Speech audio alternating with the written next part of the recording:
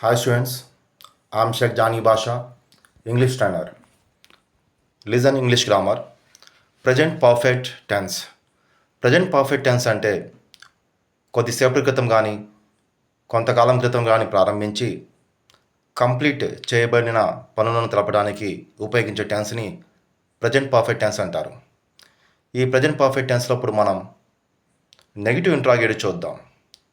ఓకేనా? నెగిటివ్లో ఉన్న క్వశ్చన్ చూద్దాం. ఇప్పుడు మనం దీని స్ట్రక్చర్ చూద్దాం. హ్యావ్, హ్యాజ్, తర్వాత సబ్జెక్ట్ వస్తుంది, తర్వాత నాట్ వస్తుంది, తర్వాత V3 వస్తుంది, తర్వాత అదర్ వర్డ్స్ వస్తాయి. ఇప్పుడు మనం తెలుగు మరియు ఇంగ్లీష్ వాక్యాలు చూద్దాం. నేను ఇప్పుడే కాఫీ తీసుకోలేదా? Have I not taken coffee just now? మేము ఇప్పుడే కాఫీ తీసుకోలేదా? Have we not taken coffee just now?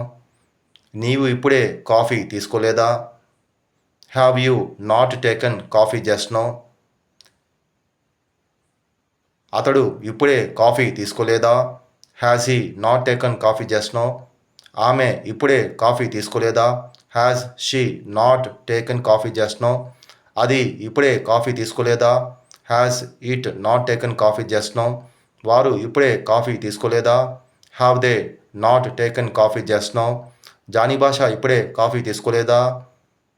Has Jani Basha not taken coffee just now? Usha ఇప్పుడే కాఫీ తీసుకోలేదా? Has Usha not taken coffee just now?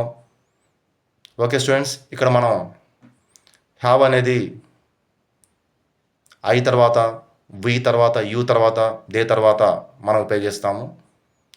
So third person singular కాడ he, she, it తర్వాత has ఉపయోగిస్తాం అన్నమాట. Okay students, thank you, all the best.